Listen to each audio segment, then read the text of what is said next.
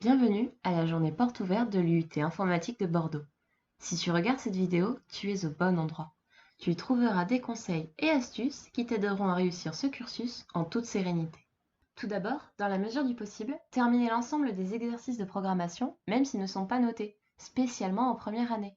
Ainsi, vous aurez des bases solides pour le futur et une meilleure compréhension des notions, comme celles de Bash ou de Java. Cela vous évite de devoir y revenir plus tard et de vous traîner des lacunes. C'est important de se renseigner sur les langages informatiques courants. Pas d'apprendre, cela vous sera enseigné à l'IUT informatique. Et pourquoi pas de lire des introductions au langage.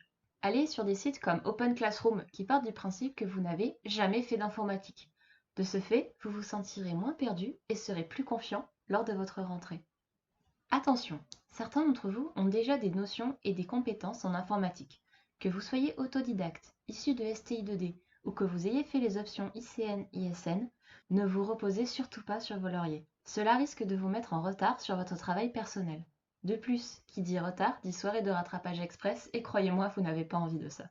Pour accéder à la formation, il n'y a aucun prérequis. De ce fait, le niveau de la promotion pourra vous sembler très hétérogène. Certains arriveront avec des cartes en main, alors que d'autres seront complètement novices. Ne vous découragez surtout pas.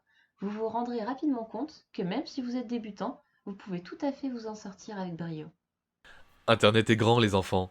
Si vous avez un problème de programmation quelque part, il existera toujours une aide.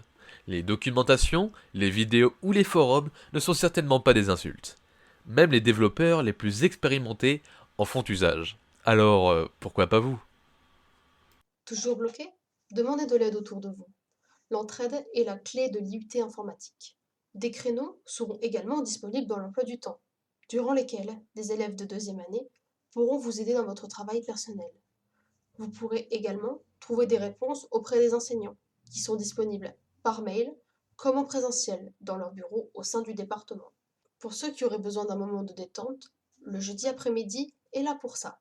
Si vous souhaitez vous dépenser, allez toquer à la porte du bureau des sports pour trouver votre bonheur. Si vous préférez passer un bon moment avec vos camarades, des activités amusantes vous attendent à l'association étudiante. Les enseignants encadrent eux aussi des étudiants avec le club théâtre et les différents clubs innovation. Il peut s'avérer que ce créneau soit très utile en cas de retard de travail ou pour poursuivre vos projets en groupe, au lieu de perdre de précieuses heures de sommeil.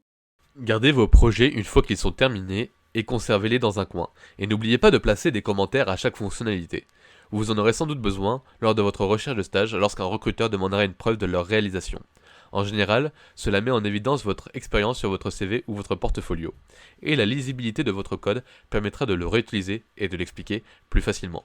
Le DUT est un parcours qui permet des poursuites d'études très polyvalentes. Vous pouvez en effet continuer vos études comme vous insérer directement dans le milieu professionnel. Quel que sera votre choix, il reste important de se constituer un réseau. LinkedIn, par exemple, est un bon ami car beaucoup d'étudiants et d'entreprises échangent de manière professionnelle sur ce réseau. De plus, certaines entreprises comme Capgemini proposent des programmes de marrainage, ce qui peut vous permettre d'avoir un premier contact avec le monde du travail. Si vous avez des questions, vous pouvez directement vous adresser aux intervenants de la JPO.